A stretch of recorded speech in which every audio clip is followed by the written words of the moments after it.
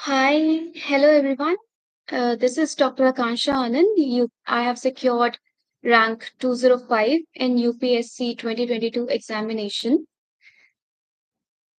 To introduce myself, I graduated with a degree in Bachelor of Veterinary Science and Animal Husbandry, and I'm currently working as a veterinary officer posted in Sitamarhi, Government of Bihar. I'll be resigning soon before I go for my training in Labasna. And this was my second attempt. My first attempt was in 2021. I did not clear prelims in the 2021 attempt. And in this attempt, I have secured rank 205. So I'll be briefly discussing my journey, my strategy, and my outlook on the examination. I have a set of questions which are generally asked, जिनको मैं answer करने की कोशिश करूंगी.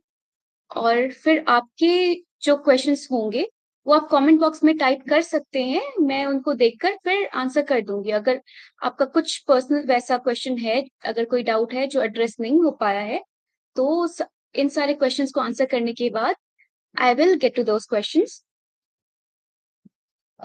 Hi everyone, good afternoon whoever has joined.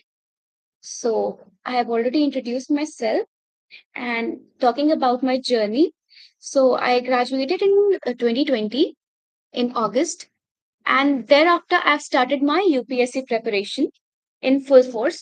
Uske pehle, while I was in college, I tried to gather a brief idea of all the subjects and the entire syllabus. मैंने NCERTs और जितने भी basic books थे उनको एक बार थोड़ा देखा था, go through किया था. But I did not get much time to prepare जब तक college चल रहा था. It was a technical degree, it was hectic. So college खत्म होने के बाद मैंने सीरियसली प्रिपेयर करना शुरू किया. I did not take a post graduation because I wanted to dedicate my time entirely to this preparation for at least the first two attempts.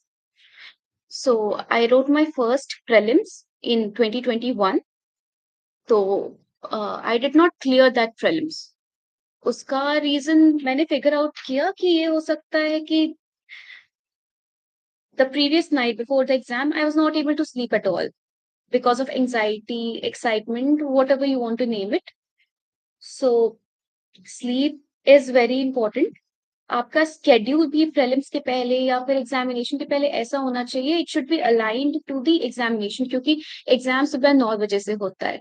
अगर आप रोज ऐसे अगर नाइट आउल हैं, तो अगर रात में पढ़ने की आदत है तो कोशिश करें कि एग्जाम से कम 2 हफ्ते पहले अपना साइकिल थोड़ा सुधार ले, एग्जाम के साथ अलाइन कर ले. उससे आपको हेल्प मिलेगी. बिकॉज एक बायोलॉजिकल साइक्लिंग होती है, आपका दिमाग उसी तरह कंडीशन होता है. If you are used to studying at night, तो उतनी सुबह you will be sleep deprived, आपका दिमाग नहीं काम करेगा. एंड कहीं ना कहीं पेपर सॉल्व करने की जो स्ट्रेटेजी थी वो आई फील कि उतनी करेक्ट नहीं थी. पेपर बहुत ही अनप्रेडिक्टेबल होता जा रहा है ईयर बाय ईयर. सो आप जितने भी मॉक टेस्ट सॉल्व करते हैं तो उनके बेसिस पर प्रैक्टिस आपकी हो जाती है. But you should not be biased, you should not have a pre planned idea about the examination कि आप कितने क्वेश्चंस डेफिनेट अटेम्प्ट करने हैं. एग्जाम हॉल में जाकर ही पेपर को एनालाइज करके असेस करें कि what should be the safe number of attempts. Questions को देखकर ये जरूरी नहीं है कि आपको 90 to 95 क्वेश्चंस ही अटेम्प्ट करने क्वालिफाई करने के लिए. मैंने अपने 21 अटेम्प्ट में अराउंड 85 क्वेश्चंस किए थे, which I feel was a blunder, क्योंकि मैंने कुछ questions just for the sake of attempting कर दिए थे because I felt that my number of attempts were too low. So accuracy matters. Accuracy ज्यादा मैटर करती है. और सबके पेपर सॉल्व करने का तरीका अलग होता है. Some people solve above 90 and qualify prelims always. मैंने उस अटेम्प्ट से जो सीखा, तो मैंने इसके बाद नेक्स्ट अटेम्प्ट में पेपर थोड़ा कंजर्वेटिवली सॉल्व किया and that is what help me. तो प्रीलिम्स में don't be nervous, practice a lot. Prelims के लिए यही गाइडलाइंस होती है कि if I talk about the prelims preparation, तो prelims preparation can be divided into three parts. सबसे पहले आपका static part, then the current affairs, and then comes the part about mocks. So prelims में जितने भी आपके basic subjects है, जैसे कि history, polity, geography, economics, environment, science and technology, so static portion के लिए फॉलो मिनिमम 1 to 2 बुक्स। आप अपने रिसोर्सेज लिमिटेड रखिए और उनको मल्टीपल रिविजन कीजिए। इस जो बुक लिस्ट होती है मोर और लेस सबकी सेम ही होती है।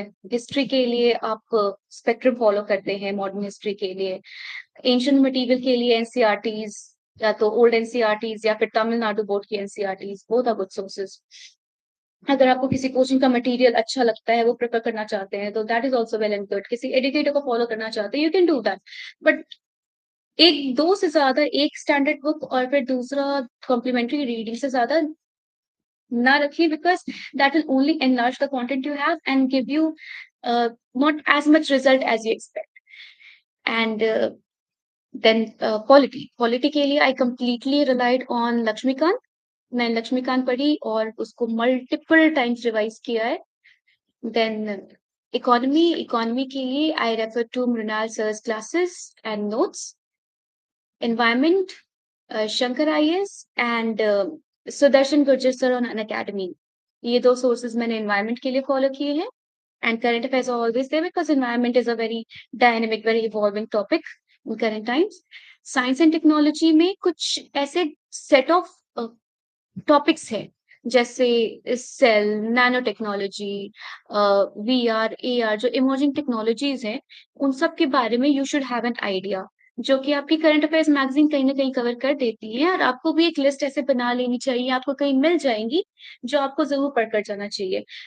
थोड़ा सा अ, थोड़े कुछ चैप्टर्स जैसे सेल स्ट्रक्चर के चैप्टर्स हैं, बायोटेक्नोलॉजी के चैप्टर्स हैं, वो 12th स्टैंडर्ड की बायोलॉजी की एनसीईआरटी में बहुत अच्छे से कॉम्प्रिहेंसिवली दिए हुए हैं। आप उसको एक बार गो थ्रू कर ले, तो जो स्पेशली जो बायो बैकग्राउंड से नहीं है, उन्हें उधर थोड़ी दिक्कत आती है, तो आप उसको पढ़ लेंगे तो आपको बहुत क्लैरिटी मिल जाएगी। हम्म, और ज्योग्राफी, सो ज्योग्राफी के लिए 11th और 12th स्टैंडर्ड की एनसीईआरटीज, जो 11th की दो एनसीईआरटीज और 12th की भी दो एनसीईआरटीज है, आप सारी एनसीईआरटीज पढ़िए, that is a very good source. उसके बाद you can refer to GC Leong. GC Leong में स्पेशली द लैटर चैप्टर्स, जो 20 के बाद चैप्टर्स है, जिनमें क्लाइमेटिक रीजन्स हैं, वो चैप्टर्स बहुत इंपॉर्टेंट है और वो जीसी लॉन्ग में काफी अच्छे से दिए हुए हैं। और जो पहला पार्ट है, जिसमें सारे फिजिकल फीचर्स और क्लाइमेटोलॉजी है, वो सब भी आप पढ़ लो तो अच्छा रहेगा। और पीएमएफ आईएएस का मटेरियल भी शायद अच्छा है, मैंने कोई पढ़ा नहीं, बट आई हर्ड कि उनका ज्योग्राफी का मटेरियल अच्छा है। और इसके अलावा ज्योग्राफी के लिए I follow Sudarshan Gurjar sir sometimes. उनके कुछ इकोनॉमिक ज्योग्राफी और कुछ टॉपिक क्लाइमेटोलॉजी के स्पेशली लेक्चर्स, कुछ कॉन्सेप्ट्स। एंड मैपिंग, मैपिंग के लिए मैंने सुदर्शन गुर्जर सर की, अब तो यूट्यूब पर भी अवेलेबल है उनकी प्लेलिस्ट, तो मैपिंग मैंने उनसे सीखी। कमिंग टू मेंस, मेंस के वक्त जब आप प्रीलिम्स क्लियर करते हो, उसके बाद अब तो रिजल्ट भी बहुत जल्दी आ जाता है, विद इन 15 to 18 days। तो मेंस के लिए आपकी स्ट्रेटजी क्या होनी चाहिए? Those 90 days you have to very wisely plan that entire period, because the syllabus of mains is humongous. Like, there are 4 GS papers, 1 essay paper, 2 optional papers, and 2 language papers which are qualifying. So first, if I talk about the essay paper, जो कि पहले दिन होता है, तो अभी के time में एसेस काफी फिलोसॉफिकल हो गए हैं। ऑलमोस्ट 2 years से ये पैटर्न रहा है कि सारे ही ऐसे टॉपिक्स फिलोसॉफिकल आ रहे हैं। So how do you deal with philosophical essays? पहले कुछ ऐसे टॉपिक्स होते थे जो जीएस रिलेटेड होते थे, जैसे women centric, based on technology, education. तो उसमें आप अपना जितना जीएस का कंटेंट था, करंट अफेयर्स था, you could just write it down in an essay paragraph format. But अब ऐसा नहीं है। फिलोसफिकल एसेस के लिए आपको एक डीप थिंकिंग डेवलप करने की जरूरत है, and that is why reading newspapers is also important. थोड़ा सा external reading is also important. Now, what I feel this exam is looking for is to develop you as a person, not only acquiring that bookish knowledge, but also to develop your thinking ability, to develop your thought process. ऐसे में basically examiner का यही agenda होता है कि to know how you think, how you have interpreted the topic, and then वो आपके एस्से में रिफ्लेक्ट हो जाता है कि आपने कितना अच्छा इंटरप्रेट किया है, कैसे इंटरप्रेट किया है और आपकी सोच किस डायरेक्शन में जा रही है। सो सेक्शन ए में 4 ऐसे टॉपिक्स होते हैं, सेक्शन बी में भी 4 ऐसे टॉपिक्स होते हैं। आपको दोनों में से एक-एक चूज़ करके अराउंड 1000 टू 1200 वर्ड्स में एक ऐसे लिखना होता है। सो अब फिलोसॉफिकल एसेज के लिए आपको थोड़ी रीडिंग की ज़रूरत है। अगर आप पहले से बुक्स पढ़ने की आदत में नहीं है, तो like it's a good habit कि अगर आपने अभी प्रिपरेशन शुरू की है, तो दिन में थोड़ा हाफ एन आवर निकाल के आप कुछ ऐसे एग्ज़ाम से हट के, करंट अफेयर्स से हट के कुछ अच्छे आर्टिकल्स पढ़िए, कुछ अच्छे बुक्स पढ़िए। आई नो कि यूपीएससी प्रिपरेशन के टाइम कुछ एक्सटर्नल करने का बहुत वक़्त नहीं होता। मैं भी मेरी हॉबी रीडिंग है, बट मैं उतना नहीं पढ़ पाई थी। Still you should try. Uh, आप कुछ प्रीवियस ईयर्स के पेपर उठा लीजिए, उसमें से कुछ 2-3 टॉपिक्स लीजिए, आप उन पर एस्से लिखें। आप लिख कर देखिए शुरू में कि आप कैसा लिख पा रहे हैं। सबसे पहले try to identify the keywords in the topic कि वो टॉपिक क्या कहना चाह रहा है। If when you identify the keywords and then you jot down the words. मतलब ऐसे के पहले आपको इनफ टाइम मिलता है, 3 घंटे मिलते हैं तो ऐसे लिखने के लिए। तो एडवाइजेबल होता है कि शुरू के 10-15 मिनट आप पहले लें ब्रेनस्टॉर्म करने के लिए ऐसे को। तो जो कीवर्ड्स आपको मिल रहे हैं, उस पे आपके दिमाग में जो भी आ रहा है, आप उससे रिलेटेड वर्ड्स बस रफ एरिया में लिखते जाएं। इसके बाद try to draw a connection with between them कि उन 2 वर्ड्स, 2-3 वर्ड्स जो भी है टॉपिक में, उनमें क्या कनेक्शन है, पॉजिटिव, नेगेटिव, जो भी कनेक्शन है, आप उनको ड्रॉ करें। फिर प्रोस एंड कॉन्स दोनों कंसिडर करें। इसके बाद जितने भी एस्पेक्ट्स हमारे आ रहे हैं, social, technological, environmental, political, security related, उन सब से आप उस टॉपिक को कैसे लिंक कर सकते हैं। आपका एक अच्छा टेम्पलेट तैयार हो जाएगा। इंट्रोडक्शन और कंक्लूजन पे थोड़ा ध्यान दें, क्योंकि वो एक इंट्रोडक्शन होता है जब एग्जामिनर पेपर ऐसे पढ़ना स्टार्ट करता है, तो that is what will keep him held on to the essay. और कंक्लूड करोगे तो थोड़ा एक इम्पैक्टफुल होना चाहिए, सो दैट उनकी मार्क्स देते वक्त भी एक अच्छा इंप्रेशन जाए। ऐसे में बहुत लोग एनेक्डोट्स यूज करते हैं, कोट्स यूज करते हैं। मैं जनरली एनेक्डोट्स अवॉइड करती थी because it could fire back. I was not very good at anecdotes, so I did not use them. I used a lot of quotes. तो mains के time ऐसे के preparation के लिए मैंने बहुत सारे कोट्स ऐसे प्रिपेयर कर लिए थे। लिस्ट कहीं से भी मिल जाती है, it is very easy to find them. तो कुछ फेमस पर्सनालिटीज के कुछ कुछ कोट्स, जैसे साइंस से रिलेटेड, टेक्नोलॉजी से रिलेटेड, एनवायरनमेंट से रिलेटेड, नॉलेज से रिलेटेड, 1-2 कोट्स आप पढ़ सकते हैं, कुछ कुछ ध्यान में रख सकते हैं, सो दैट आप कहीं लिख सके, वो आपको हेल्प कर जाए। तो उससे थोड़े मार्क्स फेच हो जाते हैं। और एग्जाम्पल्स, अच्छे एग्जाम्पल्स दे सकते हैं। आपको ये ध्यान रखना है कि आपको ऐसे को जीएस का आंसर नहीं बनाना है। अगर वो आप करेंगे then your marks will dip. So that is all I will say about the essay कि एसे में यू नीड प्रैक्टिस। प्रैक्टिस करें, टेस्ट सीरीज भी आती है, या फिर आपके कुछ मेंटर्स हैं, आपके पीयर्स हैं, कलीग्स हैं, लिखकर उनसे रिव्यू कराएं, उनके सजेशंस लें। अगर कोई मेंटर है तो अच्छा होगा कि वो आपको अच्छी एडवाइस दे सकेंगे। इसके बाद मेंस के बाकी पेपर, जीएस पेपर्स। सो जीएस 1, जीएस 1 में जो हम टॉपिक्स कवर करते हैं, art and culture, history, geography, society. Art and culture is a very wide avenue. Art and culture के लिए मैंने क्या किया कि मैंने एनसीईआरटी जो थी, क्लास 11 स्टैंडर्ड की फाइन आर्ट्स एनसीईआरटी है, दैट वाज द बेस, उसको फॉलो किया। और फिर मेंस 365, मेंस 365 मैंने सारे पढ़े हैं, क्योंकि वहां पे एक कंसोलिडेटेड कंसाइज मटेरियल मिल जाता है, specifically designed for your mains examination, जो इसके जिसके बाद आपको कहीं और कंटेंट के लिए जाने की जरूरत नहीं पड़ती, बिकॉज टाइम वैसे भी कम होता है। There is a lot you have to do, क्योंकि मेंस में बहुत सारे सब्जेक्ट्स ऐड ऑन हो जाते हैं जो कि आपको प्रीलिम्स में नहीं पढ़ने पड़ते, जैसे कि world history, security, disaster management. तो वक्त वैसे भी आपके पास कम होता है। So art and culture के लिए this is what I did, and I followed Prateek Naik sir's notes also for art and culture. तो ये सब मैंने अपने सोर्सेज रखे, इस NCERT, means 365 and Prateek Nayak sir's notes. Modern history के लिए I did only spectrum. Then medieval और एंशियंट आपके सिलेबस में नहीं है in mains. Then coming to world history.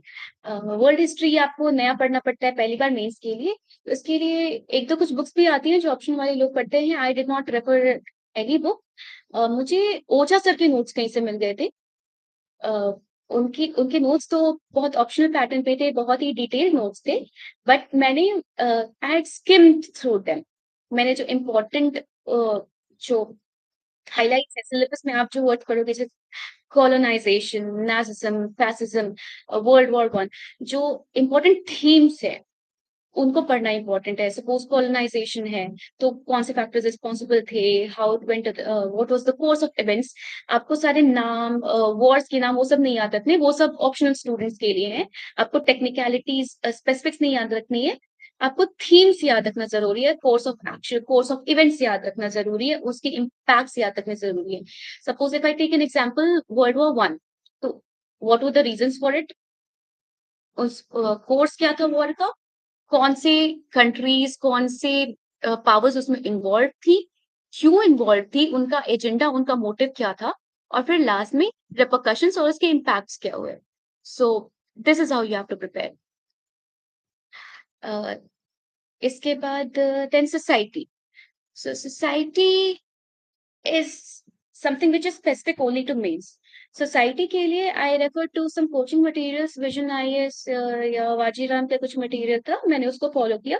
There was no specific book.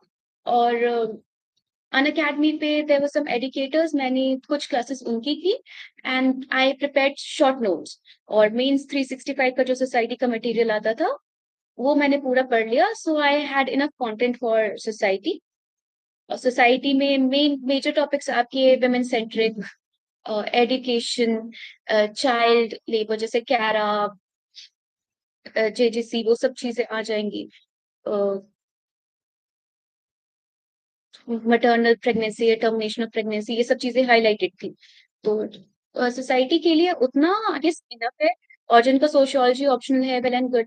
एक चीज आपको ध्यान रखनी है मेंस में कि you do not have to write very optional kind of answers. जैसे जिनका, अगर आपका ऑप्शनल हिस्ट्री है, जीएस1 भी हिस्ट्री ऑप्शनल है, या सोशियोलॉजी ऑप्शनल है, तो सोसाइटी के क्वेश्चन में आपको ऑप्शनल वाले आंसर नहीं लिखने, because this is a general paper. अगर आप उस तरह का आंसर लिखते हैं तो ऐसा नहीं है कि आपको जनरल स्टूडेंट से बहुत ज्यादा मार्क्स मिलेंगे. You have to write these GS answers in such a way that it is comprehensible for an examiner who is not from that background, who is from a general background. जिसकी sociology में degree नहीं है उसको भी समझ आ रहा है आपका आंसर. तो आपको यहाँ पे अपने फिलोसफर्स और थिंकर्स कोट नहीं करना है. And then coming to geography which was also my optional. तो जीएस1 में ज्योग्राफी इंक्लूड होता है. तो ज्योग्राफी में you have the basic geography, physical geography, climatology, Indian geography and the world geography. तो जीएस1 की geography you can cover from basically from the sources की आप एनसीईआरटी, जीसी लियोंग, या फिर एक दो और पीएम5 आईएएस के नोट्स, ये सब जो अवेलेबल है, या फिर किसी एजुकेटर के, तो वो सब आप पढ़ सकते हैं और उनसे काफी ज्योग्राफी कवर हो जाएगा. ज्योग्राफी में what you can do to get additional marks is diagrams and maps. क्योंकि history, art and culture, society में डायग्राम्स का बहुत ज्यादा स्कोप नहीं होता है. यहाँ पे आप फ्लो चार्ट्स, कुछ ऐसे सन डायग्राम्स, ये सब बना के आंसर्स दिखा सकते हो. बट ज्योग्राफी में you can use very good diagrams. और मैप अगर अच्छे से आप कर पाओ तो very well and good. Maps आने भी चाहिए, और मैप्स को थोड़ा रीजनल बना सको तो और भी अच्छा होगा. Then if I come to GS two, GS two में आपके टॉपिक्स आ जाते हैं governance, constitution, polity, social justice and international relations. So governance के लिए I followed coaching material vision IAS का. शायद मैंने एक मटेरियल फॉलो किया था गवर्नेंस के लिए. उसमें सारे ARC, model code of conduct जितने भी हैं, सेवोत्तम मॉडल, सब कुछ. Governance is a very small topic, तो ये आप मेंस के बाद अराउंड 56-70 पेजेस के नोट्स होंगे, तो आप उसको इजिली पढ़ सकते हैं। इसके बाद फिर कॉन्स्टिट्यूशन एंड पॉलिटी, उसके लिए मैंने सिर्फ लक्ष्मीकांत किया, I did not follow any other source for it. Social justice like society is a complementary topic, तो ये सोसाइटी के साथ ही थोड़ा बहुत कवर हो जाता है। उसके लिए भी मैंने आई थिंक एक कोचिंग का मटेरियल फॉलो किया। It can be any coaching, सबका मटेरियल और मोर और लेस सेम ही होता है सोसाइटी और इन सब टॉपिक्स के लिए। So that is what I did. And for international relations is largely current affairs based. So I followed the Vision Mains 365 entirely for it. Maps बहुत अच्छे से किया, newspapers every day, and जितना भी current affairs था, I did not follow any particular book for IR. किसी coaching का material थोड़ा बहुत मैंने पढ़ा होगा तो that was it. I did not follow any specific book for it. Then GS3 in the previous years it is becoming infamous for fetching less marks. GS3 में marks काफी डिप हो रहे हैं इधर, इस साल तो और भी कम मार्क्स आए हैं लोगों को, so there has been a trend. So technology, environment, economy, biodiversity, society, security and disaster management. तो साइंस एंड टेक के लिए प्रीलिम्स की तरह ही largely current affairs based mains 365 और कुछ जो टॉपिक्स थे जैसे नैनो टेक्नोलॉजी, मिसाइल्स, ये सब पर आप एक शॉर्ट नोट्स कंसाइज प्रिपेयर कर ले कि ये जो स्टैटिक पोर्शन है वो आप कभी भी डील कर सके। और GS3 में कुछ ऐसे क्वेश्चंस आते हैं विच आर बाउंसर्स, जैसे previous year there was a question about some carbon cycle or something which most people did not know who are not from biology background. I wasn't able to write it a bit decently because मेरा थोड़ा background है, although मुझे उतनी biochemistry याद नहीं थी क्योंकि biochemistry first year में होता है, बट मैं फिर भी लिख पाई थी, बहुत लोग उसको अटेम्प्ट ही नहीं कर पाए थे। उसके पहले year there was a question about some LED light, blue LED lights, तो वो भी बहुत लोगों को नहीं आती थी। तो वैसे क्वेश्चंस में what you have to do is कि कुछ क्वेश्चंस में आपको कंटेंट खुद से जनरेट करना पड़ जाता है when you don't know, because you can not leave any question. Mains में you should complete the paper because it is generally seen कि मेंस की मार्किंग एवरेज होती है। तो अगर आप एक क्वेश्चन छोड़ते हैं, अगर एक 10 मार्क को छोड़ते हैं तो you straight away lose those 4.5 marks you could get. अगर आप कोई क्वेश्चन बहुत अच्छा लिखते हैं तो उसमें हो सकता है कि आपको हाफ मार्क 1 मार्क ज्यादा मिले। तो if you and up leaving one question you will lose more than you gain. So you should definitely complete the paper. The content matters. Content definitely matters, but paper completion matters too. It matters more than that. So focus on completing the paper on time. That should be a priority. तो वो content generate करने के लिए आप जो भी जानते हो, अब जैसे एलईडी का क्वेश्चन है तो जो भी आप जान रहे हो उसके बारे में यू राइट इट डाउन, और थोड़ा स्पेस छोड़ दो कि बाद में अगर टाइम बचा, जो कि जनरली उतना नहीं बच पाता, लेकिन अगर टाइम बचा तो कुछ लिख लेंगे, लेकिन do not skip the question and move to the other question. अगर टाइम नहीं बच पाया तो फिर वो क्वेश्चन छूट जाएगा। तो जो भी उस वक्त दिमाग में आ रहा है just write it down, try to write it down. उससे रिलेटेड एलईडी के क्या यूजेस हो सकते हैं, क्या, क्योंकि this is not like prelims where your marks will be deducted. Marks हो सकता है कम मिले लेकिन हो सकता है कुछ तो मिलेंगे, तो कुछ लिख दो। एंड देन इकोनॉमी के लिए I completely relied on Mrinal sir's notes. मैंने सारा इकोनॉमी वहीं से किया, उनके वीडियो लेक्चर्स, उनके नोट्स, और जो प्रोबेबल क्वेश्चंस थे, थोड़ी आंसर राइटिंग प्रैक्टिस वहीं से की। देन एनवायरमेंट के लिए I follow Sudarshan Gurjar sir's notes and Shankar IAS. ये दोनों सोर्सेस मैंने फॉलो किए अलॉन्ग विद मेंस 365 जितने भी टॉपिक्स हैं, दैट गोज विदाउट सेइंग, मैंने मेंस 365 की सारी जितने भी टॉपिक्स थे सारे बुकलेट्स पढ़े थे।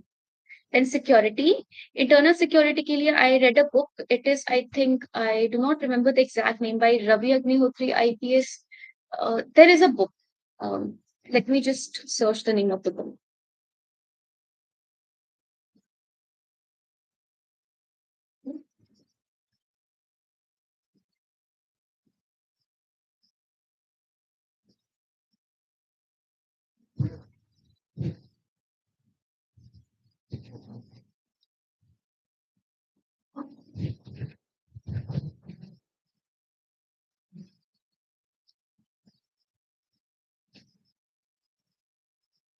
Yes, it is by Ashok Kumar Sir, IPS, and Vipul Anikant Sir, DANIPS. So this is the book I read for internal security, and the rest is current affairs. And for disaster management, I did not do anything specifically for disaster management because my optional was geography. It was already covered there. So I did not refer to any specific separate source for disaster management, only the current affairs. And then coming to GS4, which is ethics, people tended to neglect ethics a lot in the previous years because सबको लगता था last एक हफ्ते 10 में पास कर लेंगे ethics का paper है ऐसे जनरल टाइप पेपर होगा बट जैसा 2022 का पेपर आया है तो I think that paper was design to change this mindset of aspirants because the paper was very lengthy it was very descriptive and even the case studies there were full one page case studies and it was even difficult to interpret the questions for a lot of people. So do not underestimate ethics. It constitutes one entire paper of GS, which is 250 marks. अच्छे से time दो उसको कोशिश करें कि prelim से पहले कम से कम एक बार एथिक्स की पूरी रीडिंग कंप्लीट हो चुकी हो. सो एथिक्स के लिए आप सोर्सेस फॉलो कर सकते हो कि लूसेंट की बुक आती है शायद लूसेंट की बुक आती है और फिर मार्केट में बहुत सारे नोट्स अवेलेबल हैं लुकमान की नोट्स आते हैं आपको जो अच्छा लगे उनमें से आप चूज करके आप उसको फॉलो कर सकते हो and write a lot of test ethics के तो आपको समझ में आएगा कि एथिक्स के आंसर्स कैसे लिखने हैं क्योंकि एथिक्स के आंसर्स बाकी जीएस सब्जेक्ट्स की तरह नहीं लिखने होते उसमें कोड बेस्ड आंसर्स होते हैं केस स्टडीज होती है तो केस स्टडीज कैसे सॉल्व करनी है केस स्टडीज में आपको बहुत सारे ऑप्शन सिनेरियोज दिए होते हैं तो suppose there is a case study तो आपको पहले उसमें पूछते हैं कि प्रोबेबल सिनेरियोज क्या हो सकते हैं तो आपको पहले वो आइडेंटिफाई करने होते हैं इसके बाद आपको सोल्यूशंस देने होते हैं और सोल्यूशंस वैसे होने चाहिए पहले कि आपको सोल्यूशंस लॉन्ग टर्म और शॉर्ट टर्म सोल्यूशंस में बाइफरकेट करना होगा because you need practical solutions अगर अभी राइट्स चल रहे हैं तो आप ऐसे लॉन्ग टर्म सोल्यूशंस नहीं दे सकते कि आप you'll work for communal peace and harmony वो सब बात की बात है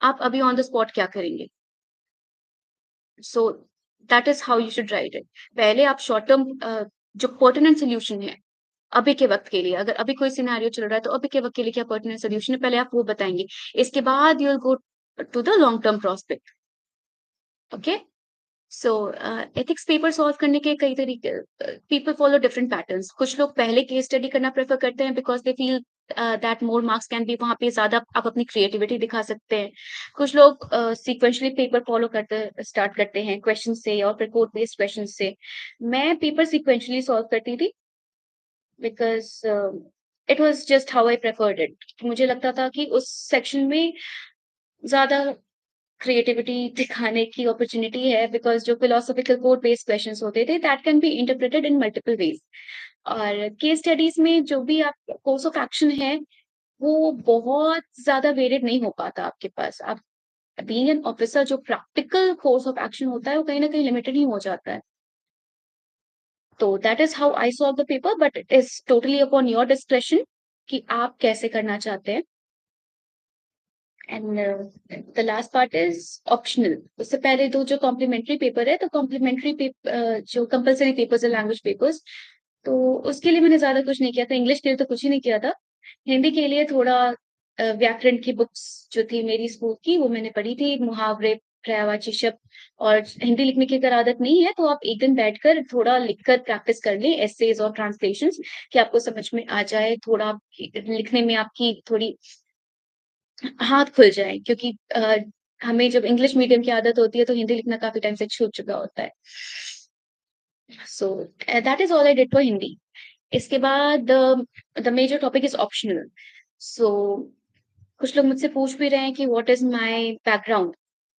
educational background so I am a veterinarian a veterinary doctor I completed my degree in 2020 it is a 5.5 years course and I did not join post graduation after it I was getting surgery, but I decided to prepare क्योंकि मुझे पहले 2 attempts honestly prepare करके full सारा time इधर dedicate करके देना था तो I did not choose veterinary science as my optional.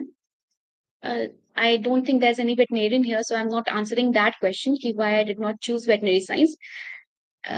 उसके लिए मैं वेटनेरियंस का एक अलग से सेशन ले लूंगी बिकॉज वो थोड़ा लंबा हो जाएगा फिर. uh, there were two options in my mind, anthropology or geography. So I think anthropology would have been a better choice considering my background. But us वक्त things happened like in some other manner, and I chose geography. There was some personal bias, some people with me who were preparing with geography, some people from my family who had cleared from geography. So there was a personal bias in my mind for geography. And बस उस वक्त फिर ले लिया. जब लिया तब नहीं रियलाइज हुआ कि इतना वास्ट सिलेबस है. But I did enjoy geography. लेकिन it was after I cleared prelims in my 2022 attempt and started preparing for mains when I realized that my knowledge is superficial. I did not take any coaching for geography, which I feel was a mistake. क्योंकि अगर आपका background नहीं है उस subject में तो आपको help ले लेनी चाहिए because optional is not like GS. आपको ऑप्शनल में सुपरफिशियल नॉलेज नहीं, ऑनर्स लेवल की नॉलेज चाहिए होती है और कहीं कहीं तो पोस्ट ग्रेजुएशन लेवल की भी नॉलेज चाहिए होती है.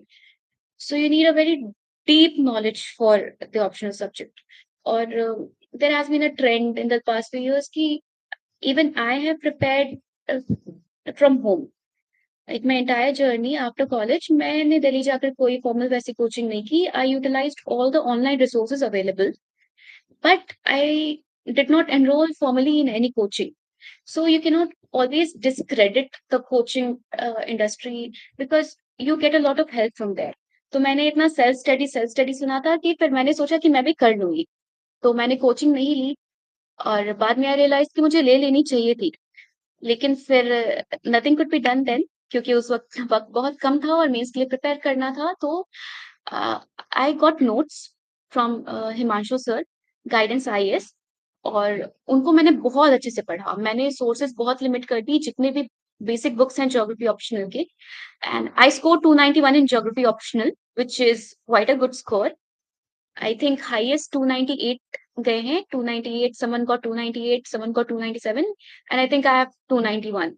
So पहले मुझे काफी डर लग रहा था. I was very unsure about geography, but when I saw my mark sheet, I was surprised and I was happy because फिर मेंस के प्रिपरेशन के वक्त I dedicated major portion of my time towards geography.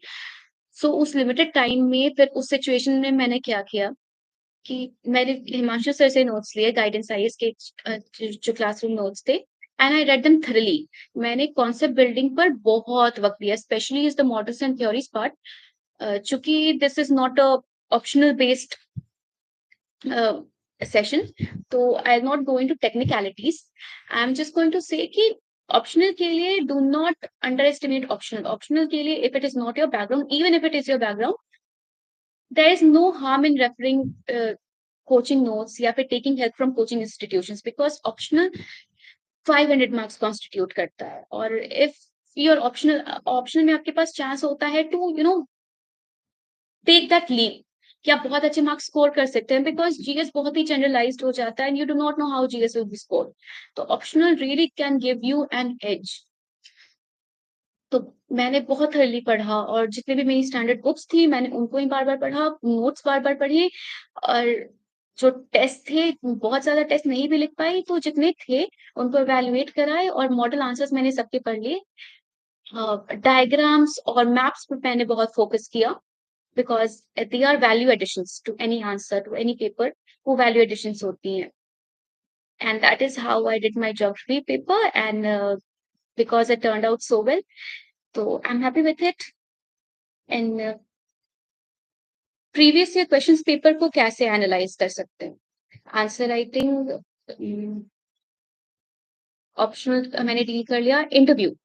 So the interview is quite a dicey stage. मेरा interview काफी जल्दी ही था.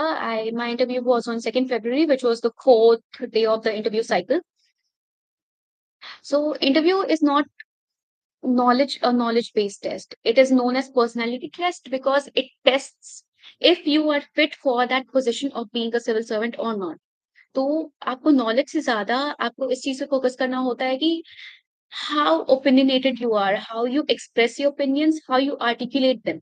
कि अगर आपके मन में कुछ है, आपको आंसर आता है बट आप उसको फ्रेम नहीं कर पा रहे, तो that is the time when you practice it and that is where mocks come into play. So you should do as many mocks as possible. बहुत ज्यादा भी नहीं, दस ऐसे नहीं कि 15-20 कर रहे हैं, because that they can even alter your personality, because बहुत लोगों के अलग अलग ओपिनियंस होते हैं. सो ये नहीं बोलूंगी कि you should not listen to them, लेकिन इंटरव्यू के टाइम अगर आपको बुरे रिव्यूज मिलते भी हैं तो do not take them to heart. Use it only as a motivation, as an encouragement to improve yourself. और इंटरव्यू के टाइम पे सबसे ज्यादा फोकस आपको करंट अफेयर्स और ओपिनियन बेस्ड क्वेश्चंस पे करना होता है. जो फैक्चुअल क्वेश्चंस होते हैं, अगर आप उसको आंसर ना भी कर पाओ तो चलता है, because it is not, like I said, it is not an a knowledge based test. क्योंकि नॉलेज का टेस्ट पिछले दो स्टेशन में हो जाता है. Be confident, be articulate, and be honest. Honesty is very important, because if you try to bluff there before the panel, that will go against you. They are very experienced people, they will know. आप फंस जाओगे, अपने ही चक्रव्यूह में फंस जाओगे. So do not try to do that. अगर continuously 3-4 questions का भी आंसर नहीं आ रहा है, आपको लाइटली बोल दो कि आई do not no, I am sorry, I read about it. वो भी चले. सोर्सेस के बारे में तो मैं आपको बता चुकी हूँ. आंसर राइटिंग, तो आंसर राइटिंग मैंने फर्स्ट प्रीलिम्स के टाइम, उससे पहले तो मैंने ज्यादा आंसर राइटिंग नहीं की थी, उतना वक्त नहीं मिल पाया था. सेकंड के टाइम मैंने थोड़ी आंसर राइटिंग प्रैक्टिस कर रखी थी. इसके बाद मैं मेजर आंसर राइटिंग मेरी फिर प्रीलिम्स क्लियर करने के बाद मेंस के वक्त ही हो पाई. उस वक्त मैंने काफी आंसर राइटिंग की मेंस की. आंसर राइटिंग में पहले जब आप करना स्टार्ट करते हो तो पहले आप you right very terrible answers. आपको फ्रेमिंग करनी नहीं आएगी, आपको स्ट्रक्चरिंग नहीं आएगी. आप 150 वर्ड्स या 250 वर्ड्स में आंसर नहीं लिख पाओगे. हो सकता है कि आपके आंसर्स एक्सीड करने चाहेंगे. सो this is all based on practice. अगर आपका स्टैटिक पोर्शन एक बार कंप्लीट हो जाता है, तब आप आंसर राइटिंग प्रैक्टिस स्टार्ट कर सकते हैं. तो you should start answer writing practice कि you should follow the template of intro, body and conclusion. ये टेम्पलेट आपका होना चाहिए ताकि एक स्ट्रक्चर दिखे. और क्वेश्चंस को बहुत बारीकी से पढ़े. Identify all the pointers asked. Her question के हर पार्ट को आंसर करना जरूरी है, बिकॉज हर पार्ट के मार्क्स होते हैं. सो आप पहले क्वेश्चन को 2 बार पढ़ो, आइडेंटिफाई करो कि उसमें क्या पूछ रहे हैं. कुछ कीवर्ड्स होते हैं जैसे क्रिटिकली एनालाइज, एलैबोरेट, एक्सप्लेन. तो इन सब में अलग अलग चीजें डिमांडेड होती हैं. तो उस डिमांड के अकॉर्डिंग आपको आंसर को लिखना होता है. कुछ क्वेश्चंस में जैसे एलैबोरेट है, तो आप उसमें अपने प्रोज एंड कॉन्स सारे ओपिनियन लिख सकते हैं. क्रिटिकली एनालाइज में आपको उसके प्रोज एंड कॉन्स बहुत डीपली एनालाइज करने पड़ते हैं. डिस्कस में इट्स अ जनरल डिस्कशन, आप उसमें सजेशंस देने पड़ते हैं. सो ये सब वीडियोस आपको ये गाइडेंस मिल जाएगी कि आपको प्रैक्टिस से समझ में आएगा कि आंसर्स कैसे लिखने हैं. फिर फ्लो चार्ट्स और डायग्राम्स, ये सब आंसर्स में कैसे यूज करके उसको एनरिच कर सकते हैं, सो दैट आपका आंसर्स दूसरे से अलग होंगे. एक और सजेशन ये है कि जो भी क्वेश्चन के अलग अलग पार्ट्स हैं, so underline each and every part की, बॉक्स इट इन. हेडलाइन जो आप लिखते हो उसको बॉक्सिंग कर दो, ताकि पता चले कि ये इस पार्ट को आंसर किया हुआ है, आपने इस पार्ट को आंसर किया हुआ है. मेंस में आपका काम ये आंसर राइटिंग में होता है कि to simplify the work of the examiner, कि एग्जामिनर को साफ साफ पता चल जाए कि आपने क्या लिखा है. उसको ज्यादा मेहनत ना करनी पड़े, क्योंकि वो रिपीटेडली सिमिलर चीजें पढ़ रहा होता है. So how you make your paper lucid, easier to read, easier to mark is upon you. और हाँ, टाइमिंग इज वेरी इंपॉर्टेंट, कि आप 10 मार्क का जो क्वेश्चन है वो 7 मिनट में लिख पाओ, और जो 15 मार्कर है वो 11 मिनट्स में लिख पाओ, सो that you can complete the paper on time. At least आपको एग्जाम बेल रिंग होने से पहले कम से कम 1.5 से 2 मिनट पहले पेपर कंप्लीट कर लेना चाहिए, so that you are satisfied end में स्क्रिबल करते करते भी. So coming to previous year questions are complete, very, very important. I cannot stress enough upon the importance of PYQs.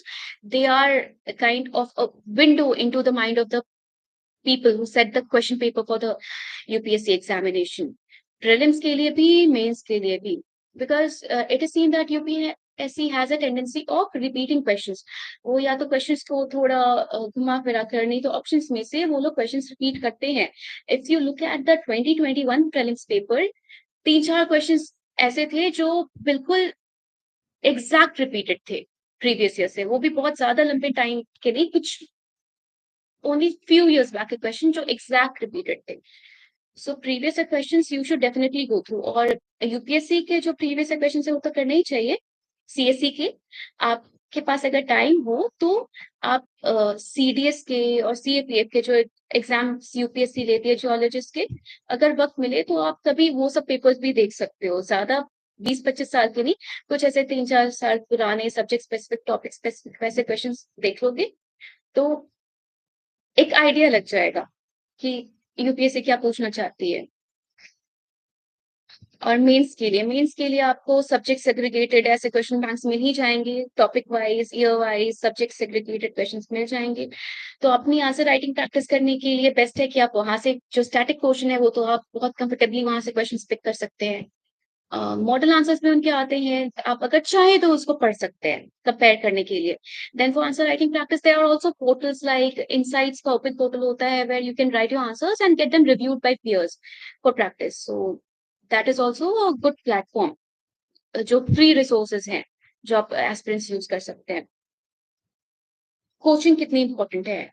C, I will not entirely deny the role of coaching किसी भी aspirant की journey में, because industry flourish कर रही है, because students बढ़ रहे हैं और कोचिंग्स टू प्रोवाइड हेल्प। मैंने कोई कोचिंग जाकर नहीं की बिकॉज मेरी पढ़ाई का तरीका अलग था। I found home a lot more comfortable and convenient to study. मुझे दिल्ली की भीड़ में गुम नहीं होना था, so that was a personal choice. लेकिन मैंने ऑनलाइन रिसोर्सेज फुल्ली यूज किए, जितने भी बहुत सारे अच्छे चैनल्स हैं, sleepy classes, Byju's, Unacademy, only IAS, there are many, I can not just name a few, there are many. So जितने भी न्यूज़पेपर एनालिसिस के लिए भी, हर चीज के लिए भी मैंने ऑनलाइन इनके सारे के रिसोर्सेज यूज किए। तो अगर आप एक बिगिनर हैं, आपको लग रहा है कि आप खुद से प्रिपरेशन नहीं कर सकते, आपके पास गाइडेंस नहीं है, तो आप कोचिंग से हेल्प ले सकते हैं। इसमें कुछ गलत नहीं है, there is nothing to feel inferior about it कि अगर आप बिना कोचिंग के नहीं कर पा रहे हो। अगर आपको लगता है आपको गाइडेंस चाहिए, गो फॉर इट। बट ये भी है कि आप कंप्लीटली कोचिंग पे रिलाई नहीं कर सकते, because coaching is only 20% part of your preparation. 80% मेहनत आपको खुद ही करनी पड़ेगी सेल्फ स्टडी के बिना। There is no avenue to crack the exam. Test series. Test series is very important to analyze yourself, especially prelims के लिए, mains के लिए भी। prelims के लिए because prelims is based on practice कि आप कितने क्वेश्चन सॉल्व कर पा रहे हैं, आपकी एक्यूरेसी कितनी बैठ रही है, और उस एग्जाम एनवायरनमेंट में एडजस्ट होने के लिए। बिकॉज अगर आप फर्स्ट ही बिल्कुल जाकर एग्जाम में बैठ जाएंगे विदाउट एनी प्रैक्टिस, तो you might feel a little out of place. So to figure out your accuracy, कौन से पोर्शंस आपके वीक हैं, पहले आप सब्जेक्ट वाइज टेस्ट देना शुरू करें तो आपको समझ में आएगा कि कौन से सेक्शंस आपके वीक हैं, तो you will work more on those sections. इसके बाद फिर when you give those full length test, then you realise कि फुल लेंथ टेस्ट में आप कौन से सेक्शंस में यू बेटर परफॉर्म कर रहे हो। तो उससे आपको एक आइडिया लगेगा कि आपको पेपर सॉल्व कैसे करना है, कि आपके स्ट्रॉन्ग सेक्शंस कौन से हैं, तो आपके कौन सा सेक्शन पेपर सॉल्व करते वक्त पहले पिक करना है, so that your confidence is boosted. Suppose paper में people usually are very scared of medieval and ancient history because these are very obscure topics और questions कहाँ से आते हैं पता नहीं चलते। तो वो अगर आप पेपर आप खोलते भी हो और सबसे पहला क्वेश्चन उसका मिलता है, आप मत करो, आप बीच में से कहीं क्वेश्चन सॉल्व करना स्टार्ट करो। जैसे मैं करती थी कि मैं क्वेश्चन 25-50 कहीं बीच से पेपर सॉल्व करना स्टार्ट करती थी। लेकिन आप ध्यान रखो कि आपने क्वेश्चन पहले छोड़ रखे हैं, you have to go back to them. तो जो सेक्शन आपको लग रहा है कि आपको सपोज पॉलिटी स्ट्रॉन्ग है, पॉलिटी सॉल्व करना स्टार्ट करो। कुछ क्वेश्चन सॉल्व होंगे बिगनिंग में, तो कॉन्फिडेंस आएगा कि आगे का पेपर भी आप डील कर सकते हैं। अगर रो में there are many questions, 6 to 7 questions which you do not know, do not do not feel demoralized, do not feel underconfident. You do not have to score 200 in prelims. आप देख रहे हो कि cut off year by year decrease करता जा रहा है, the difficulty level of the paper is rising, so you have to be very smart in solving the paper. Both आप पेपर सॉल्व करने की आपकी अपनी स्ट्रेटेजी हो सकती है कि आप एक राउंड में पेपर सॉल्व करते हो, 2 राउंड्स में पेपर सॉल्व करते हो। सबसे पहले mark the questions which you are completely sure about, जो कि अराउंड 30 to 35 क्वेश्चन होते हैं। उसके बाद गो फॉर द एलिमिनेशन की, इस बार के पेपर में तो एलिमिनेशन का स्कोप रहा नहीं, लेकिन पहले होता था कि एलिमिनेट कर पा रहे हो, 50 कर पा रहे हो, तो फिर वो क्वेश्चन सॉल्व करो। तो it is entirely upon your discretion that how you intend prefer to solve the paper. क्योंकि सबके जो स्ट्रॉन्ग एरियाज होते हैं वो डिफरेंट होते हैं. There's not any specific number of tests that you should do. मैं ये नहीं बोलूंगी कि आप 50-60 टेस्ट करके जाओ तभी आप पेपर सॉल्व करके जाओगे, लेकिन practice is important. Try practicing as much as you can. That will build up confidence in you to face the actual day. NCERT NCERTs are very important for building your base. कुछ subjects की NCERTs important है, जैसे कि economy, geography, history. तो सारी मैंने पूरी 6 to 12 NCERTs तो नहीं पढ़ी थी, but I try to read all 10 to 12 standard NCERTs. So base prepare करने के लिए आपको एक बार पढ़ लो, आपके लिए अच्छा रहेगा. कैसे एनसीईआरटी को कैसे पढ़े? एनसीईआरटी के लिए just give it a reading, उतना काफी है. कुछ सब्जेक्ट्स जैसे कि ज्योग्राफी और हिस्ट्री की एनसीईआरटी जो कि ज्यादा इंपॉर्टेंट हो जाती है, उनको आप अंडरलाइन कर लो, या फिर आप मार्जिन में नोट्स बनाना चाहते हो, शॉर्ट नोट बनाना चाहते हो तो बना सकते हो, बट आई से कि उसको बस पढ़ लो तो ठीक है. हिस्ट्री के नोट्स बना सकते हो बिकॉज हिस्ट्री की NCERT is little bulky, but if not required, do not make unnecessary notes. NCERT खुद में एक नोट्स हैं, they are very concise, maximum subjects. तो उनमें से फिर नोट्स बनाना, I think that will just waste your time. NCERT new पढ़ी या ओल्ड, कुछ भी पढ़ सकते हो, whatever you like. Current affairs. So for current affairs forms a very important part of this examination process, or very dynamic, very unpredictable. So what you should do is limit your sources of current affairs. Chat box में कुछ questions आ रहे हैं, मैं ये सारे जो generally asked questions हैं इन सबको डील करने के बाद मैं आप सबके क्वेश्चंस लूंगी. I will go through them, don't worry. तो करंट अफेयर्स के लिए एक न्यूज़पेपर सोर्स एंड एक मैगजीन. आप बहुत ज्यादा सोर्सेस डाइवर्सिफाई करेंगे तो you just waste your time, because you do not know where the questions will come from. हर साल ये होता है कि करंट अफेयर से क्वेश्चंस आते हैं, लेकिन कोई ये क्लेम नहीं कर सकता, कोई भी कोचिंग क्लेम नहीं कर सकती कि सारा करंट अफेयर्स उनके मटेरियल से आया है. Follow one newspaper source. कोई एक newspaper which you prefer, the Hindu और the Indian Express. I used to read the Hindu. I like the literary style of the paper. Lekin, you can read the Indian Express because the language is a lot more lucid. The explain section is very good. So there's no personal bias. I just read the Hindu because आदत थी वो पढ़ने की, तो मैंने 2 साल वही पढ़ा. आप इंडियन एक्सप्रेस पढ़ सकते हैं, वो बहुत अच्छा न्यूज़पेपर है. और एक करंट अफेयर सोर्स, पहले मैं इनसाइट्स फॉलो करती थी, उसके बाद आई स्विच टू विजन. दोनों ही अच्छे हैं. विजन मुझे थोड़ा ज्यादा इजी लगा पढ़ने में, ज्यादा कंटेंट. सेकेंड अटेम्प्ट में मैंने विजन पढ़ा था. उसके बाद फिर प्रीलिम्स और मेन से पहले जो कंपाइलेशंस आते हैं, ईयरली कंपाइलेशंस, वो पढ़ लिए. ये मत करना कि सिर्फ न्यूज़पेपर छोड़कर सिर्फ मंथली मैगजीन पर रिलाई करना. Reading newspapers is important. It builds the ability to write, to frame answers, frame your sentences, and also to organize your opinions. So do not rely completely on the current affairs magazines. Do read newspapers. That's a must. कितने साल का current affairs पढ़ना चाहिए? आई से 1-1.5 साल का. लोग कहते हैं 1 साल का तो मिनिमम पढ़ना चाहिए. कम से कम एक एक साल कवर करने की कोशिश करें. प्रीलिम से पहले का 1 साल कम से कम कवर होना चाहिए. न्यूज़पेपर्स कितने इंपॉर्टेंट हैं? Newspapers like I told you are very important. They are an a very crucial source. मैंने न्यूज़पेपर्स कैसे पढ़े? सो वो न्यूज़पेपर में आप जब पढ़ना स्टार्ट करोगे तो शुरू में आपको बहुत टाइम लगेगा. देन जब आप when you are midway into the preparation, धीरे धीरे, then you'll realize how to pinpoint things and how to segregate things which you have to read and not to read. जो एडिटोरियल सेक्शन होता है वो तो आपको डेफिनेटली पढ़ना चाहिए. उसमें भी जो पॉलिटिकल, स्पेसिफिकली बिल्कुल पॉलिटिकल न्यूज आती है, सपोज कोई डिफेक्शन पे कुछ आर्टिकल है, तो you have to know what defection is.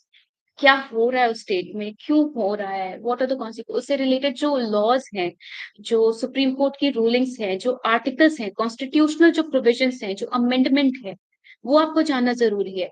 आपको लेजिस्लेटर्स के नाम जानना जरूरी नहीं है कि किसने डिफेक्ट किया, किस पार्टी ने किया.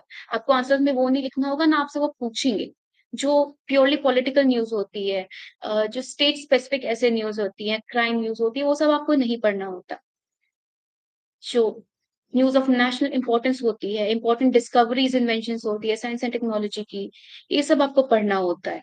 तो आप धीरे-धीरे जब पढ़ना शुरू करोगे आपको समझ आ जाएगा and then to supplement it you can complement it with editorial newspaper analysis. YouTube पे आपको बहुत सारे चैनल्स मिल जाएँगे जो रोज़ आपका न्यूज़पेपर एनालाइज़ कर रहे हैं। So you can take the help, आपको हेल्प मिलेगी, आपको बेटर समझ में आता जाएगा। यूपीएससी मैगज़ीन्स की इम्पोर्टेंस मैं बता चुकी हूँ। एक मैगज़ीन आपको फ़ॉलो करनी चाहिए। मैंने इनसाइट्स और विज़न फ़ॉलो की थी। मैगज़ीन्स कैसे पढ़ें? तो जो मंथली मैगज़ीन्स आती है उनमें तो आपको प्रीलिम्स और मेंस दोनों के लिए मटीरियल मिलेगा। तो मैं बस मैगज़ीन को हाइलाइट और अंडरलाइन कर लेती थी। एक बार मैं मैगज़ीन पढ़ लेती थी। इसके बाद फिर जब प्रीलिम्स के टाइम पे कंपाइलेशन आता था, तो प्रीलिम्स के कंपाइलेशन में you only have the prelim specific topics. तो ये मैं एडवाइस करूँगी कि आप जिस इंस्टीट्यूट के मंथली करंट अफेयर्स पढ़ रहे हैं, उसी इंस्टीट्यूट का कंपाइलेशन पढ़ें so that you are familiar with things, ताकि आपको कुछ नया ना पढ़ना पड़े उस वक़्त।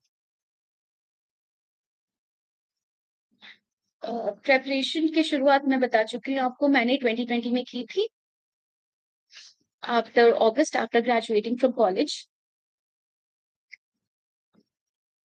तैयारी कब से स्टार्ट करनी चाहिए? सी कब से स्टार्ट करना ये सबका एक पर्सनल डिसीजन होता है। If you want to do a job, secure a job और उसके बाद आप प्रिपरेशन में जाना चाहते हो, वेल एंड गुड। अगर आप कॉलेज के बाद सीधे प्रिपेयर करना चाहते हो, वेल एंड गुड। ये आपकी फैमिली सिचुएशन, आपके पर्सनल चॉइसेस, पर्सनल गोल्स पे डिपेंड करता है। तो it is your decision, so it is totally upon you to decide when to start preparing. लेकिन फॉर वन एक फर्स्ट अटेम्प्ट के लिए कम से कम 1 डेढ़ साल की प्रिपरेशन इम्पोर्टेंट होती है। उससे कम वक़्त में यूपीएससी दे पाना is little difficult because the syllabus is huge. Daily कम से कम कितने घंटे पढ़ने चाहिए? तो कम से कम 8 टू 10 आवर्स तो मिनिमम यूपीएससी को देने ही पड़ते हैं, given the enormity enor of the syllabus. Below 8 to 10 hours थोड़ा मुश्किल हो जाएगा if you want to cover all the subjects, revise, give mock tests. So उतना वक़्त तो ज़रूरी है। मैंने डेली उतना ही टाइम दिया और मैं घंटे काउंट करके तो पढ़ाई नहीं करती थी। मेरा फ़ोकस यही रहता था कि जो टारगेट्स है वो कंप्लीट हो जाए मेरे। So you should plan very wisely, subject wise. अगर आप एक टाइम पे कर रहे हो, मैं एक टाइम पर 2 सब्जेक्ट लेकर चलती थी। Optional side by side and current affairs and 2 subjects. Because एक सब्जेक्ट मैं अगर लेकर पूरे दिन बैठूँ 5 दिन, I used to get bored. So I needed that excitement and that variety, diversity to keep me interested. तो जैसे एक टाइम पे मैं पॉलिटी और एनवायरनमेंट में साइमल्टेनियसली कर रही हूँ along with current affairs. So that is how I prepared. UPSC के लिए मोटिवेशन। मोटिवेशन मेरी फैमिली में कुछ सिविल सर्वेंट्स हैं, तो प्रिलिमिनरी मोटिवेशन वहाँ से था। उसके बाद when I went to college, then here in the school में भी आप देखते होंगे कि जो चीफ गेस्ट होते हैं, they are the IAS officers of your district. जो सोसाइटी में चेंजेस आ रहे होते हैं, पॉलिसीज फ्रेम हो रही होती है, तो this section of people have another level of respect and prestige besides that, the most important source of motivation should be the impact, the change you can bring on the society. कि अगर आप में वो vision है to elevate the condition of the downtrodden, to reach the last mile, then you should take up civil services because corporate culture से बहुत different है इसका प्रोफाइल। इवन किसी और गवर्नमेंट सर्विस से भी बहुत डिफरेंट है। इसमें you have to interact, connect with the people at the grass roots, तभी आप एक अच्छे सिविल सर्वेंट बन पाएंगे। You need to reach a large number of people. So ये मोटिवेशन था that I will be able to do something directly for the people. अगर मैं इस लाइन में आ जाती हूँ तो the portfolio is so varied. You can work in varied departments. Like I am a veterinary officer. I'll be resigning in a few days. So इस service में आके I won't be only limited to this animal husbandry department, veterinary department. I can work in various departments. So that is what enticed me. खुद को motivate कैसे करें? See, UPSC preparation की journey is a very difficult journey. The motivation should be internal. आप बस दूसरे को देखकर रैट रेस में भागेंगे तो फिर आप प्रिपरेशन सस्टेन नहीं कर पाएंगे। अगर आप बस पावर प्रेस्टीज वाली अल्योरमेंट आपका मोटिवेशन है कि पावर होगी, रिस्पेक्ट होगी सोसाइटी में, so that is not motivation enough to sustain this difficult preparation. Your motivation should be genuine. You need to find your reason why, कि आप ये क्यों करना चाहते हैं। अगर जिस दिन आपको अपना रीजन मिल गया, then that will push you to work hard and qualify this examination, because this is a very difficult journey. CSAT, yes, I should address CSAT. मैंने prelims की journey के time CSAT मैंने by mistake छोड़ दिया, तो I think ये address करना important है क्योंकि CSAT काफी difficult हो गया है. So my background is from medical biology, तो I was not very good at maths, और 10th के बाद मैंने maths पढ़ी भी नहीं है, so CSAT was difficult for me. तो मैंने सीसैट के लिए फर्स्ट अटेम्प्ट में तो मैंने ज्यादा कुछ नहीं किया था। मैंने यूट्यूब पे कुछ सीसैट की प्लेलिस्ट देख ली थी, कुछ क्वेश्चंस पेपर सॉल्व कर लिए थे और सीसैट मैंने क्लियर कर लिया था। बहुत ज्यादा मार्जिन से नहीं किया था बट क्लियर कर लिया था। लेकिन उसके बाद फिर मैंने सीसैट पे स्पेसिफिकली और ज्यादा टाइम डिवोट किया, because I did not want to be in an ambiguous situation कि 3-4 मार्क्स से क्लियर हो रहा है कि नहीं क्लियर हो रहा है। मेरी सीसैट की स्ट्रेटेजी ये होती थी कि first of all I solve all the comprehension, because that is my forte, that English portion comprehension, उसमें मैं सॉल्व करती थी। तो मेरे ज्यादा से ज्यादा 2-3 क्वेश्चन ही गलत होते थे। तो I use to depend heavily on the comprehension portion. इसके बाद फिर मैथ्स, क्योंकि अब रीजनिंग के क्वेश्चंस बहुत ही कम आते हैं, ज्यादातर क्वांट के क्वेश्चंस ही आ रहे हैं। तो that is only practice practice practice. अब ठीक कुछ टॉपिक्स जैसे परम्यूटेशन कॉम्बिनेशन, ये सब 10th तक भी हमें नहीं पढ़ाए जाते। इवन तो I was from ICSE board, तो उसमें भी परम्यूटेशन कॉम्बिनेशन के टॉपिक्स 10th तक नहीं थे। So these were some new topics which I was not comfortable with, but I did learn. I followed some educators on Unacademy और YouTube पे जितने हेल्प मिल पाई।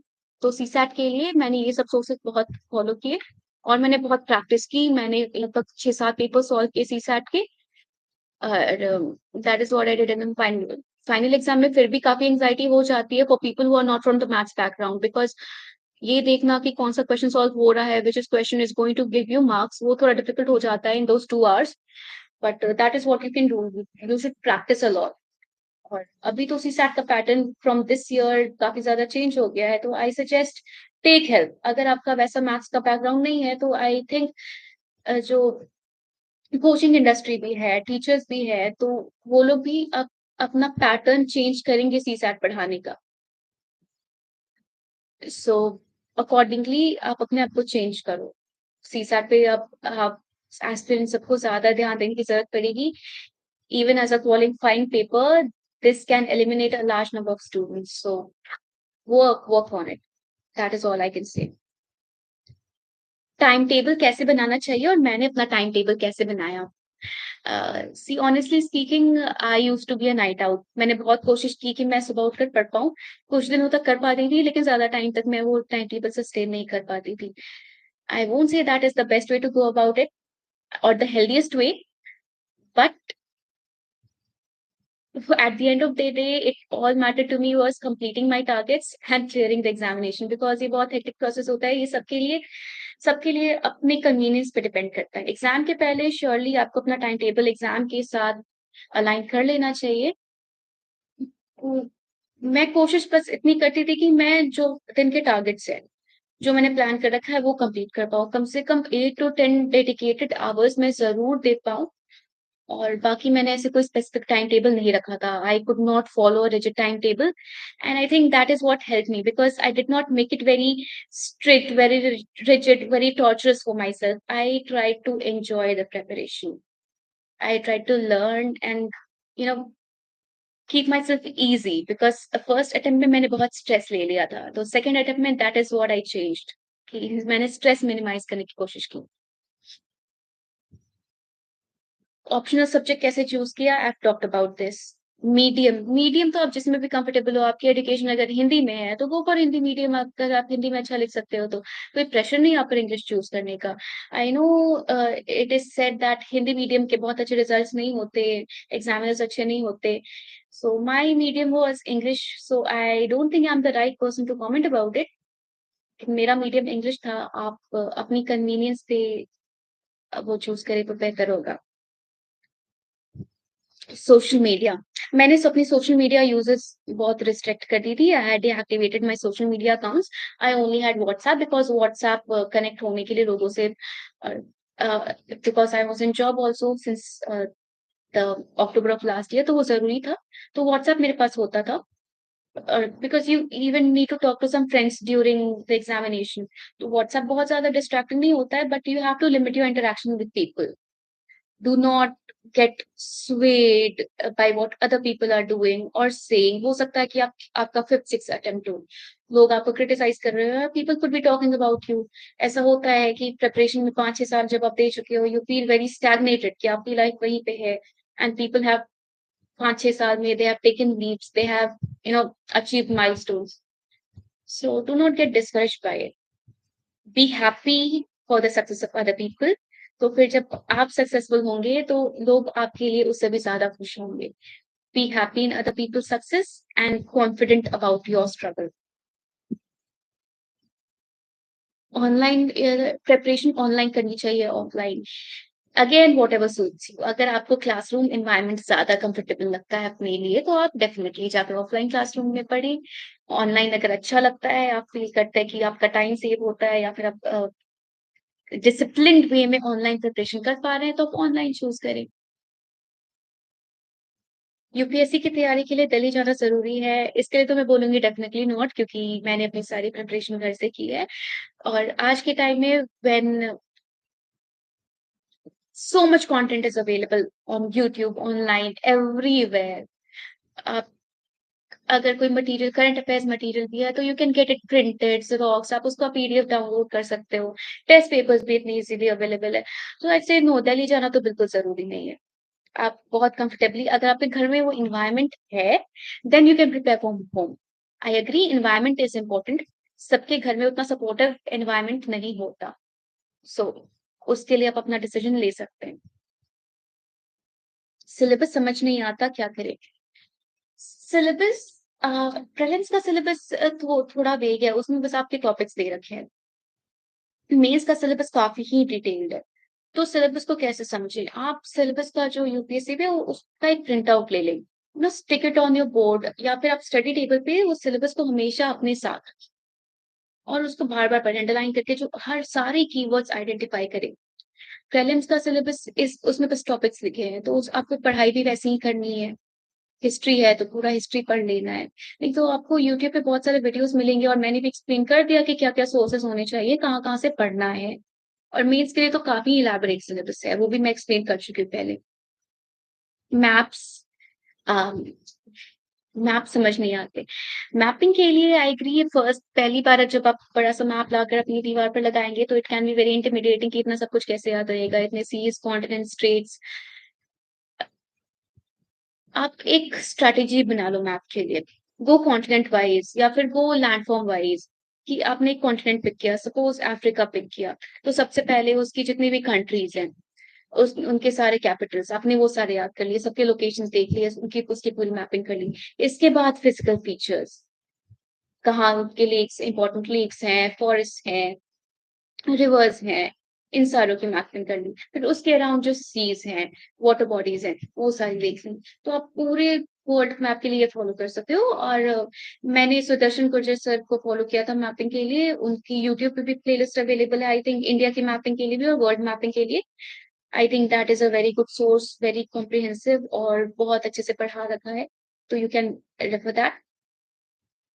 नोट्स से पढ़ना चाहिए या टेक्स्ट बुक से? सी, I am a person who does not make a lot of notes because मुझे ऐसा लगता था कि जितनी देर में मैं बुक से नोट्स बनाऊंगी उतनी देर में मैं उस बुक को 3 बार रिवाइज कर लूंगी। सो you can say that I was lazy in making notes, but that was how I studied. I did not make a lot of notes. Spectrum, um, Laxmikanth, Shankar IAS जितनी भी हैं, मैंने सारा कवर टू कवर पूरा पढ़ा है। उसमें मैं क्या करती थी कि जो इम्पोर्टेंट चीज़ें मुझे लगती थी, I used to underline them. Highlight कहीं-कहीं अगर ज़रूरत पड़ी तो use different coloured pens, blue pen, red pen जो भी आपके पेन से हाइलाइट कर दिया, अंडरलाइन कर दिया and that is how I studied. मुझे पता रहता था कि मुझे कहाँ पे कौन-सी चीज़ पढ़नी है। So that made it easier for me. तो मेरे बुक्स बहुत मेसी हो जाते थे उसकी वजह से, but that is what book was for, पढ़ने के लिए था, उसको सजा कर तो रखना नहीं था। और अगर कोई वैसी चीज़ है जो कि बार-बार नहीं याद हो रही है, तो उसको कहीं मार्जिन में कहीं लिख लिया, कि जो बार-बार पढ़ने पे भी नहीं याद हो पा रही है। या फिर स्टिकी नोट में लिखकर stuck it on my wall. Notes कैसे बनाएँ? तो बिकॉज़ मैंने ज़्यादा नोट्स बनाए नहीं है, तो ये मैं उतने अच्छे से नहीं बता पाऊँगी कि नोट्स कैसे बनाएँ। But try to write down only pointers, do not copy the entire book. अगर नोट्स बना रहे हो तो फिर it eliminates the purpose of making notes. अगर चीज़ें कंसाइज़ करनी है तो। राइटिंग पॉइंटर्स और नोट्स बनाने का सबका अपना तरीका होता है, इसलिए कहते हैं कि किसी और के नोट्स से आपको समझ में नहीं आएगा। अगर नोट्स बनाने हैं तो identify the things, important things that you are going to write, write in pointers, कि आप उसको मल्टीपल रिवीजन कर सको और बहुत ही कंसाइज़ कर सको। रिवीजन कैसे करें? प्रीलिम से पहले कम से कम 3 रिवीजन आपके हो जाने चाहिए। सो रिवीजन के लिए अगर आप बुक से पढ़ रहे हो तो वेल एंड गुड, आपको पता है कि कहाँ पे कौन-सी इंपॉर्टेंट चीज़ें हैं जो आप बार-बार भूलते हैं। तो गो थ्रू इट, सारे चैप्टर्स वन बाय वन आप बस क्विकली रिवाइज़ करते जाओ। अगर आपने नोट्स बनाया है तो बस नोट्स से रिवाइज़ कर लो। आप पहले रिवीजन में, पहली रीडिंग में ज़्यादा टाइम लगेगा, फिर नेक्स्ट टाइम जब रिवाइज़ करोगे देन यू विल अंडरस्टैंड कि क्या चीज़ है आप भूले हो। Then you can underline them again और स्टार मार्क इट और highlight it with some other colour. इसके बाद in the other reading you will again know कि क्या चीज़ है जो फिर भी नहीं याद है। That will minimise the content कि क्या-क्या याद रह रहा है, क्या नहीं याद रह रहा है, सो यू नो। पढ़ा हुआ कैसे याद रखें? Revision, revision is the key to everything, multiple revision. मुझे याद भी नहीं हो कि मैंने ये सब जो स्टैंडर्ड बुक्स है वो कितनी बार पढ़ी है। Spectrum, Laxmikanth, economy, Mrunal sir के नोट्स कितनी बार पढ़े हुए हैं, आई हैव लॉस्ट काउंट। जितनी बार भी पढ़ सको, दैट इज़ द की। पढ़ाई में मन कैसे लगाएँ? This is a difficult question. इसके लिए आपका मोटिवेशन क्लियर होना चाहिए। आपका गोल, आपने एम्बिशन क्यों चूज़ किया है? You should have clarity about it, because continuous studying, being alienated from social life, it becomes tedious, it becomes boring. तो हॉबी एक साइड में कुछ रखो या और कुछ, सो दैट जब बोर हो रहे हो, जब लग रहा है कि बर्नआउट हो रहे हो, तो you have some other activity to do. और कुछ फ्रेंड्स, कुछ क्लोज्ड वंस जिनसे आप कॉन्टैक्ट रख सकते हो प्रिपरेशन के दौरान, क्योंकि वो भी ज़रूरी है। You need to prepare in a happy mood. Plan B रखना चाहिए या नहीं? This is a very important question, I would like to address this. Plan B I feel आज के टाइम पे इम्पोर्टेंट है definitely, because the way UPSC has changed its pattern, specially CSAT, तो it has become difficult for a lot of aspirants to qualify the first basic prelim stage, because I feel prelim सबसे dicey stage होता है। तो ये generally कहते हैं कि if you have a plan B you won't be able to focus completely on plan A, but I do not think that is the practical thing to do. You should not completely fall on back on UPSC to, make your career, कि UPSC नहीं तो कुछ नहीं, यही मेरा career है। आपका जो भी बैकग्राउंड है, टेक्निकल बैकग्राउंड है, then well and good, you have a technical degree, focus on upskilling. If you are from a BA, BCom honours background, फिर भी gather some employable skills even during preparation. 1-2 attempt I feel कि आप बिल्कुल smoothly, honestly दो, without having any other like other course simultaneously doing anything, so that you can assess where you stand, कि आपने पूरा 1-2 साल प्रिपरेशन को दिया, उसके बाद आपका परफॉर्मेंस क्या हो रहा है एग्जाम पे, उसके बाद आप अपना डिसीजन ले सकते हो। If you have to look for a job, go for another course, another degree. आप 2-3 अटेम्प्ट देने के बाद अगर आपका एग्जाम क्लियर नहीं हो रहा है, then you should definitely go for plan B. कोई डिग्री, कोई अपस्किलिंग कोर्स आपको करनी चाहिए। It also depends, this decision also depends upon the financial stability and requirements of your family, कि फैमिली से कितना सपोर्ट है, आपकी आपकी डिग्री क्या है। अगर आपकी इंजीनियरिंग, मेडिकल ये सब की डिग्री है तो you can get a job, you can you know apply eight places. आजकल तो बहुत सारे ऑनलाइन कोर्सेज अवेलेबल है, बहुत सारे platforms which you can easily avail.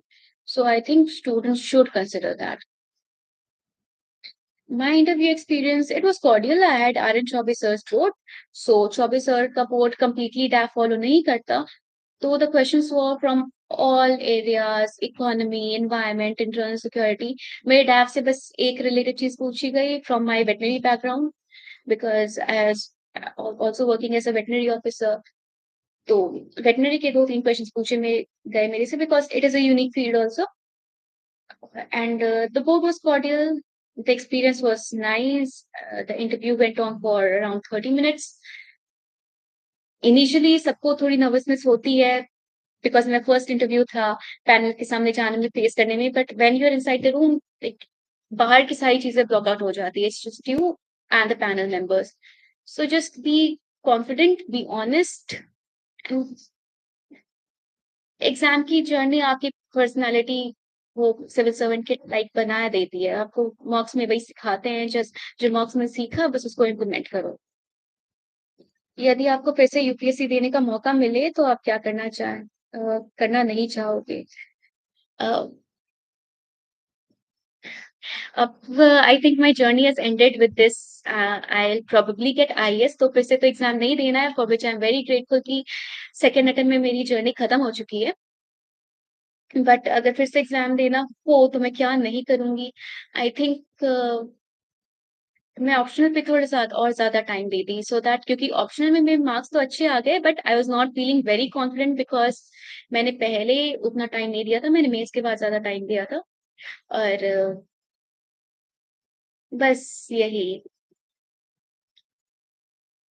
UPSC मैंने क्यों चूज किया इसका रीजन तो मैं डिस्कस कर चुकी हूँ, because when I talked about what my motivation was, I think I can directly impact a larger number of people, work among the people, and that is going to give me that professional satisfaction which I'm looking for.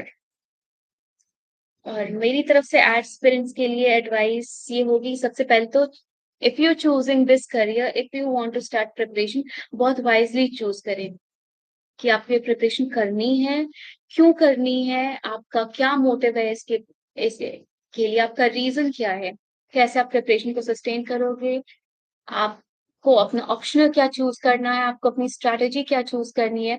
C do not go looking for a lot of strategies, कि आप बहुत सारे topics की strategies सुन रहे हो, you get lost. Try to retain your individuality in this preparation, because सबके preparation का तरीका डिफरेंट होता है। लाइक आई सेड कि मैंने नोट्स ज्यादा नहीं बनाए, because I was not comfortable doing that. वो मेरा प्रिपरेशन का तरीका नहीं था, ना मैंने दिल्ली जाकर पढ़ाई की, because I am a kind of a reserve person, I do not like crowds. मैंने कभी ग्रुप स्टडीज ये सब नहीं किया, मैं कभी लार्जर ग्रुप्स इन सब में इन्वॉल्व नहीं रही। मुझे थोड़ा रिजर्व मैनर में अकेले रहकर अपने तरीके से काम करना पसंद है, तो मैंने उस तरह से किया। तो आपके लिए जो वर्क करता है, आपको उसको आइडेंटिफाई करना है कि आपके लिए मैक्सिमम एफिशिएंसी कौन सा अप्रोच देगा। तो वो आप फिगर आउट करो। शुरू के 3-4 महीने डिफिकल्ट होंगे, और वही वो फेज होगा जब आपको फिगर आउट कर पाओगे। किसी भी टॉपिक की स्ट्रैटेजी आपके लिए कंप्लीटली एप्लीकेबल नहीं होगी, because every person is different. तो चूज करो अपना स्ट्रैटेजी अप्रोच, बहुत वाइजली चूज करो। एक स्ट्रैटेजी फॉर्मुलेट करना डेफिनेटली इंपॉर्टेंट है, because you can not jump into this preparation without planning.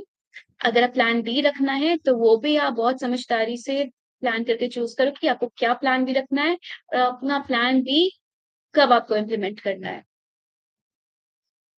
So now I will address your questions. मैं देख लेती हूँ कि कमेंट बॉक्स में क्या क्वेश्चंस हैं।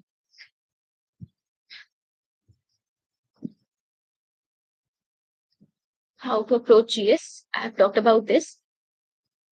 प्रीलिम्स टेस्ट को सॉल्व करने के लिए स्पीड एंड एक्यूरेसी कैसे बढ़ानी, एंड प्रीलिम्स टेस्ट देने के बाद में हम उसको एनालाइज कैसे करें। यस, प्रीलिम्स के टेस्ट सीरीज देने के बाद ऐसा होता है कि अगर डिसेंट स्कोर आ जाता है तो फिर हम उस टेस्ट को छोड़ देते हैं कि चलो इतने करेक्ट हो गए, cut cut off like marks से छोड़ देते हैं। लेकिन उसको एनालाइज करना बहुत इंपॉर्टेंट है, because it is a practice test. अब उसको एनालाइज करेंगे तो आपको पता चलेगा कि जो क्वेश्चंस गलत हुए हैं वो आपने गलत क्यों किए हैं। क्या आपने क्वेश्चन को गलत तरीके से पढ़ा? Did you not interpret it correctly? Were you like hasty in solving the question? या फिर अगर आप ओएमआर में मार्क कर रहे हैं क्वेश्चन, तो ओएमआर में आपने गलत मार्क किया इस क्वेश्चन को, और किस एरिया से, किस टॉपिक से आपका क्वेश्चन गलत हो रहा है। तो ये एनालाइज करना बहुत इंपॉर्टेंट है। और फिर जो क्वेश्चन गलत हुए या फिर आप नहीं सॉल्व कर पाए, तो उनके भी, अब जब मॉडल आंसर सॉल्यूशंस पढ़ते हैं तो you gain knowledge from that, कि अपार्ट फ्रॉम द बुक्स उसके बाद जो एक्स्ट्रा आप गेन कर रहे हो वो आप अपनी टेस्ट सीरीज में आप कहीं लिख लो, या फिर स्टिकी नोट्स में लिख लो, किसी डायरी में, जहां भी वो एक्स्ट्रा एडिशनल इन्फॉर्मेशन आप ऐड कर लो, तो फिर आपको कुछ अलग पढ़ने की जरूरत नहीं पड़ेगी। फिर आप जब बस जो चीजें आपकी गलत हुई है या फिर जो एक्स्ट्रा आपने सीखा, अब बस उसको रिवाइज कर सकते हो। मेरे नाम क्या के डॉक्टर क्यों लगाया? क्योंकि मैं डॉक्टर हूँ। I have a degree in veterinary science and animal husbandry, and I am a veterinary. I have worked as a veterinary officer also under Government of Bihar. Your subject teacher puts doctor. I don't know about him, but I am a doctor, believe me.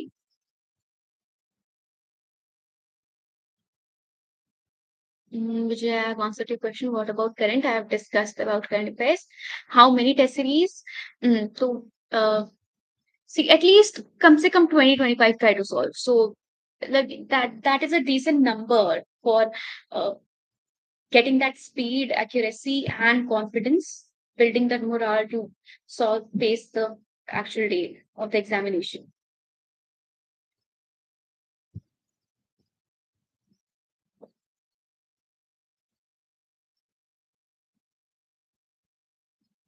CSAT के paper भी बहुत difficult आया था। I agree, CSAT का paper difficult था।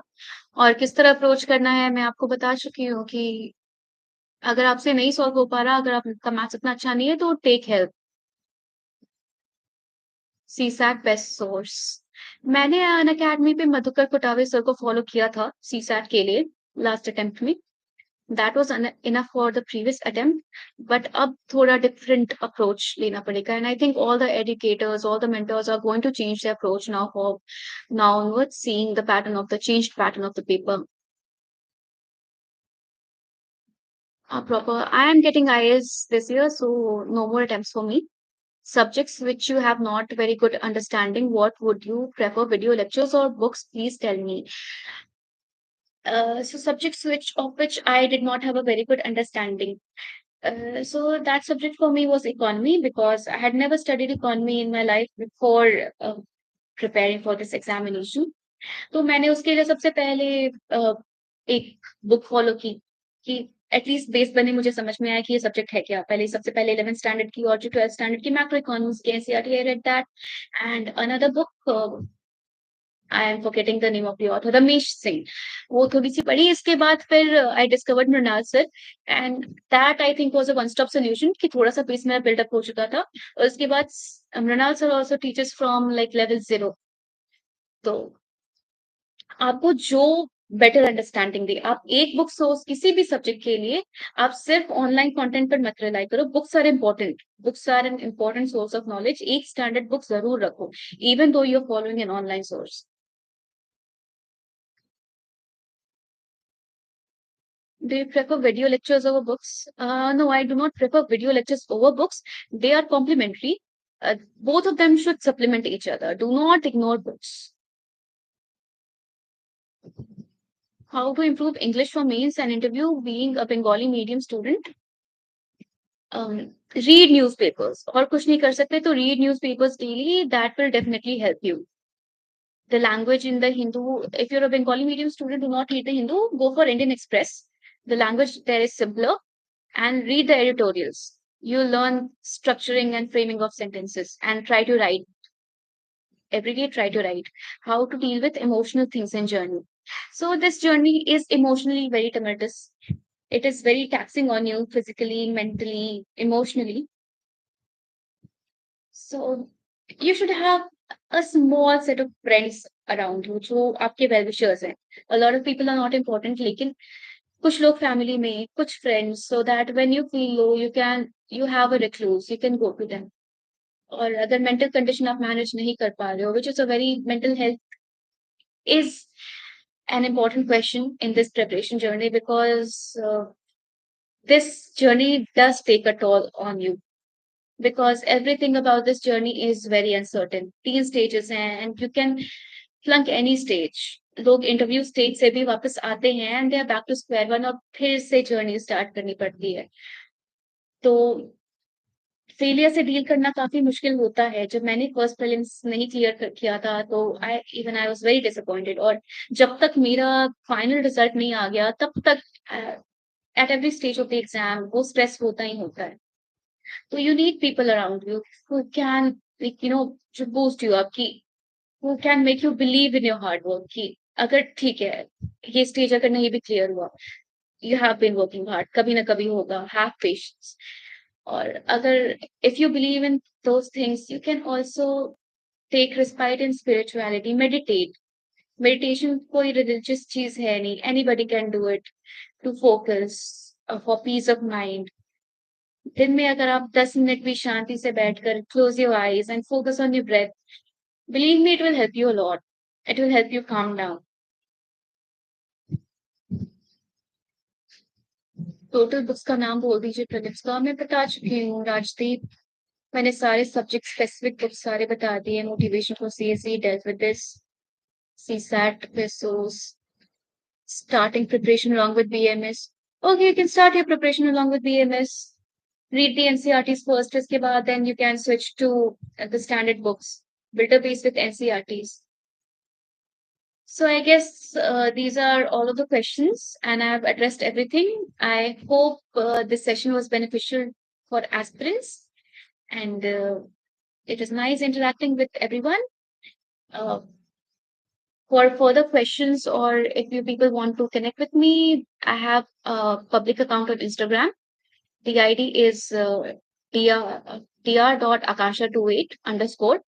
So if you feel like you can connect me over there, I'll be sharing things related to my preparation and my journey on that account. And that is the only account I'm currently using. I do not currently have a Telegram channel. I might make one, considering a lot of students are asking me about geography optional specifically. I scored 159 in paper 1 and 139 in paper 2. So if there are any geography optional students who want to know about the preparation strategy, I would be glad to help out and I might make a channel on Telegram. And so yeah, this was all about it. I think I've dealt with everything in a lot of detail and it's about 1.5 hours. So I think I should not stretch it further. So thank you for joining in and everybody who will be listening in later. All the best to you, all the best to the people who want to prepare, who want to enter this journey. All the best for your endeavors. Thank you.